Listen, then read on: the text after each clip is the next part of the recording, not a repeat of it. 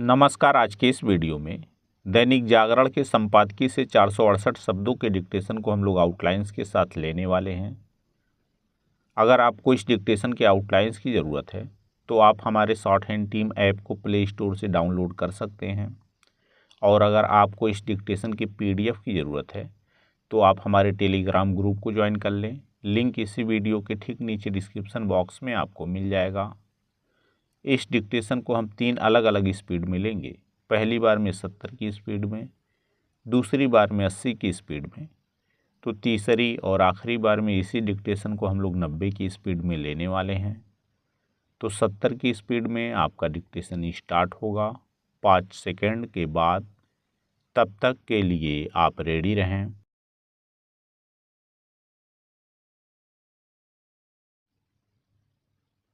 Start. यह अच्छा हुआ कि बिहार सरकार ने एक के बाद एक पुल गिरने की घटनाओं को देखते हुए अनेक इंजीनियरों को निलंबित कर दिया। इस तरह की कार्रवाई इसलिए आवश्यक थी क्योंकि पुलों के गिरने का सिलसिला थमने का नाम नहीं ले रहा था। यह सामान्य बात नहीं कि महज 15 दिनों के अंदर 1 दर्जन पुल गिर जाएं। बिहार में इसके पहले भी कई पुल गिर चुके हैं। 1-2 पुल तो ऐसे रहे जो निर्माणाधीन स्थिति में ही ध्वस्त हो गए। इसे देखते हुए यह आवश्यक था कि बिहार सरकार कोई ठोस कदम उठाती।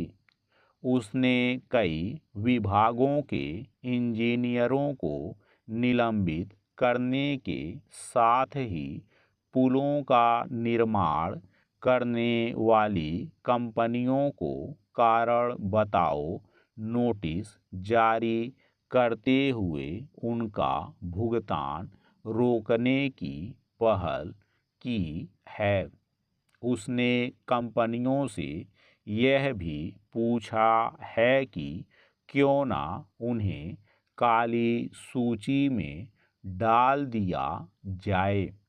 यदि ऐसी कंपनियों की गलती पाई जाती है तो उन्हें न केवल काली सूची में डाला जाना चाहिए बल्कि उन पर जुर्माना लगाने के साथ ही यह भी देखा जाना चाहिए कि वे नाम बदलकर फिर से सक्रिय ना होने पाएं। यह तो किसी जांच से ही सामने आएगा कि नए पुराने पुल इतनी जल्दी जल्दी क्यों गिरते रहते हैं, लेकिन इसकी भरी पूरी आशंका है कि इसके पीछे एक बड़ा कारण दोयम दर्जे का निर्माण है। यह समस्या केवल बिहार की ही नहीं बल्कि पूरे देश की है। पिछले ही दिनों झारखंड से यह खबर आई कि वहां सुंदर नदी पर बना पुल उद्घाटन से पहले ही धंसने लगा। इस तरह के मामले देश के अन्य हिस्सों से भी सामने आते रहते हैं। पैरा। एक आंकड़े के अनुसार 2012 से 2021 के बीच देश के विभिन्न हिस्सों में छोटे बड़े 200 से अधिक पुल गिर चुके हैं। बात केवल पुलों की ही नहीं, सड़कों, एक्सप्रेसवे और आधारभूत ढांचे से जुड़े अन्य निर्माण कार्यों की भी है। आखिर यह एक तथ्य है कि पिछले दिनों दिल्ली में अंतर्राष्ट्रीय हवाई अड्डे की एक छत गिर गई। इसी तरह की घटना जबलपुर और राजकोट हवाई अड्डे पर भी हुई। वास्तव में अपने देश में बरसात का मौसम आधारभूत ढांचे की पोल खोलने का काम करता है। इससे संतुष्ट नहीं हुआ जा सकता कि जब भी कोई बड़ी घटना घटती है तो जांच के आदेश दे दिए जाते हैं, क्योंकि पुलों के गिरने और सड़कों के धंसने के मामले रह रहकर सामने आते ही रहते हैं। इसका सीधा मतलब है कि आधारभूत ढांचे के निर्माण में लापरवाही का परिचय दिया जा रहा है। यह लापरवाही कमीशन खोरी की ओर ही साफ संकेत कर रही है। यह ध्यान रहे तो अच्छा कि आधारभूत ढांचे का तेज गति से निर्माण होने के साथ ही खराब गुणवत्ता के कारण उसके नष्ट होते रहने का सिलसिला प्रगति को थामने के साथ ही संसाधनों की बर्बादी और देश की बदनामी का भी कारण बनता है। स्टॉप। दोस्तों, इसी डिक्टेशन को दूसरी बार में हम लोग 80 की स्पीड में लेंगे और आपका समय स्टार्ट होगा 5 सेकंड के बाद। तब तक के लिए आप रेडी रहें।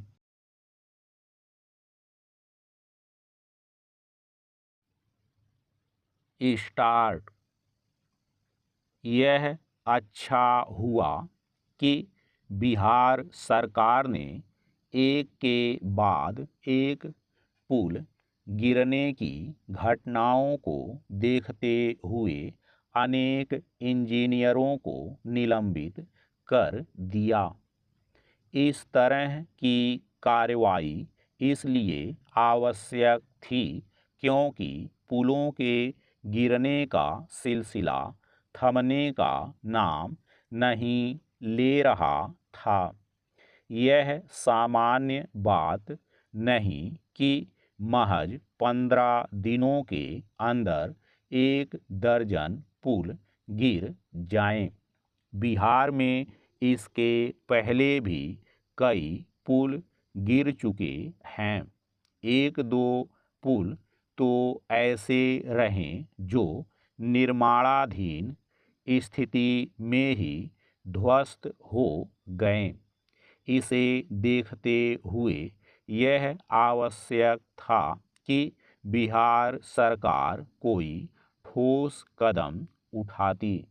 उसने कई विभागों के इंजीनियरों को निलंबित करने के साथ ही पुलों का निर्माण करने वाली कंपनियों को कारण बताओ नोटिस जारी करते हुए उनका भुगतान रोकने की पहल की है। उसने कंपनियों से यह भी पूछा है कि क्यों ना उन्हें काली सूची में डाल दिया जाए।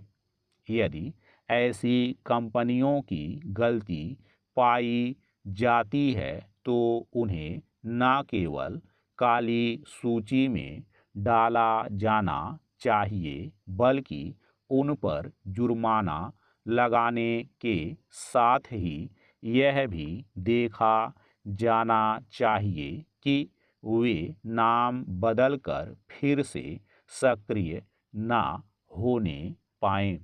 यह तो किसी जांच से ही सामने आएगा कि नए पुराने पुल इतनी जल्दी जल्दी क्यों गिरते रहते हैं, लेकिन इसकी भरी पूरी आशंका है कि इसके पीछे एक बड़ा कारण दोयम दर्जे का निर्माण है। यह समस्या केवल बिहार की ही नहीं बल्कि पूरे देश की है।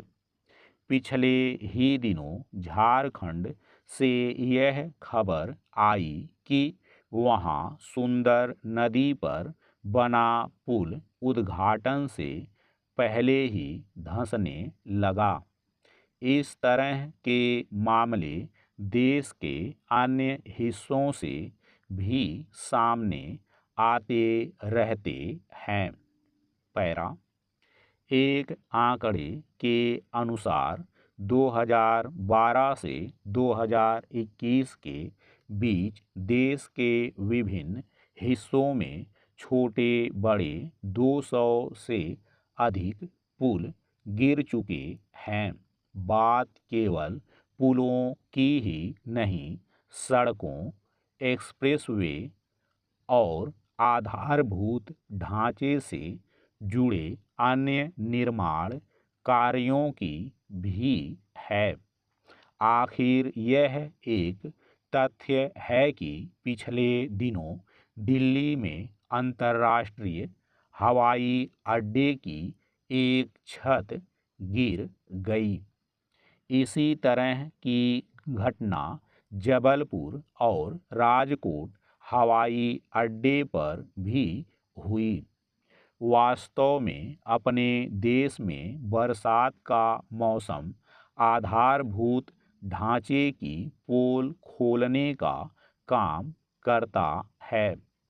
इससे संतुष्ट नहीं हुआ जा सकता कि जब भी कोई बड़ी घटना घटती है तो जांच के आदेश दे दिए जाते हैं, क्योंकि पुलों के गिरने और सड़कों के धंसने के मामले रह रहकर सामने आते ही रहते हैं।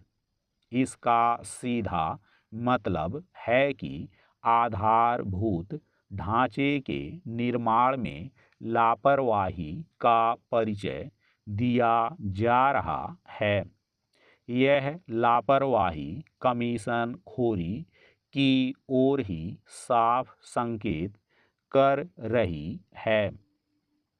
यह ध्यान रहे तो अच्छा कि आधारभूत ढांचे का तेज गति से निर्माण होने के साथ ही खराब गुणवत्ता के कारण उसके नष्ट होते रहने का सिलसिला प्रगति को थामने के साथ ही संसाधनों की बर्बादी और देश की बदनामी का भी कारण बनता है।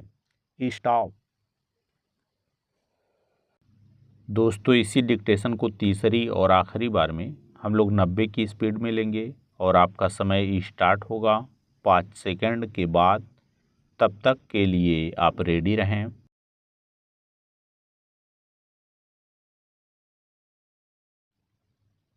स्टार्ट।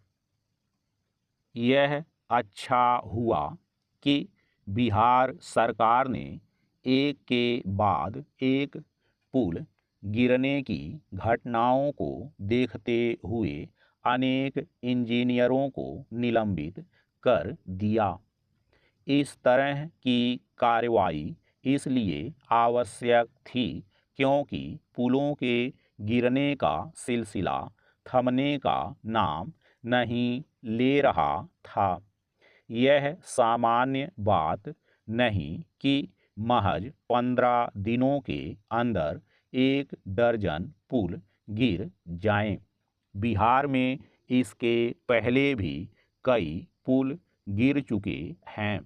1-2 पुल तो ऐसे रहें जो निर्माणाधीन स्थिति में ही ध्वस्त हो गए। इसे देखते हुए यह आवश्यक था कि बिहार सरकार कोई ठोस कदम उठाती। उसने कई विभागों के इंजीनियरों को निलंबित करने के साथ ही पुलों का निर्माण करने वाली कंपनियों को कारण बताओ नोटिस जारी करते हुए उनका भुगतान रोकने की पहल की है। उसने कंपनियों से यह भी पूछा है कि क्यों ना उन्हें काली सूची में डाल दिया जाए। यदि ऐसी कंपनियों की गलती पाई जाती है तो उन्हें न केवल काली सूची में डाला जाना चाहिए बल्कि उन पर जुर्माना लगाने के साथ ही यह भी देखा जाना चाहिए कि वे नाम बदलकर फिर से सक्रिय ना होने पाएं। यह तो किसी जांच से ही सामने आएगा कि नए पुराने पुल इतनी जल्दी जल्दी क्यों गिरते रहते हैं, लेकिन इसकी भरी पूरी आशंका है कि इसके पीछे एक बड़ा कारण दोयम दर्जे का निर्माण है। यह समस्या केवल बिहार की ही नहीं बल्कि पूरे देश की है। पिछले ही दिनों झारखंड से यह खबर आई कि वहां सुंदर नदी पर बना पुल उद्घाटन से पहले ही धंसने लगा। इस तरह के मामले देश के अन्य हिस्सों से भी सामने आते रहते हैं। पैरा एक आंकड़े के अनुसार 2012 से 2021 के बीच देश के विभिन्न हिस्सों में छोटे बड़े 200 से अधिक पुल गिर चुके हैं।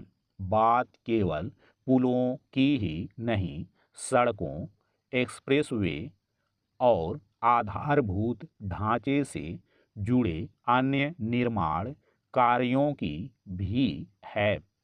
आखिर यह एक तथ्य है कि पिछले दिनों दिल्ली में अंतर्राष्ट्रीय हवाई अड्डे की एक छत गिर गई। इसी तरह की घटना जबलपुर और राजकोट हवाई अड्डे पर भी हुई। वास्तव में अपने देश में बरसात का मौसम आधारभूत ढांचे की पोल खोलने का काम करता है। इससे संतुष्ट नहीं हुआ जा सकता कि जब भी कोई बड़ी घटना घटती है तो जांच के आदेश दे दिए जाते हैं, क्योंकि पुलों के गिरने और सड़कों के धंसने के मामले रह रहकर सामने आते ही रहते हैं।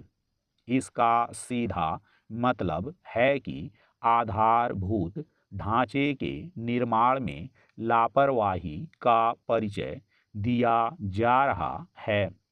यह लापरवाही कमीशन खोरी की ओर ही साफ संकेत कर रही है। यह ध्यान रहे तो अच्छा कि आधारभूत ढांचे का तेज गति से निर्माण होने के साथ ही खराब गुणवत्ता के कारण उसके नष्ट होते रहने का सिलसिला प्रगति को थामने के साथ ही संसाधनों की बर्बादी और देश की बदनामी का भी कारण बनता है। स्टॉप।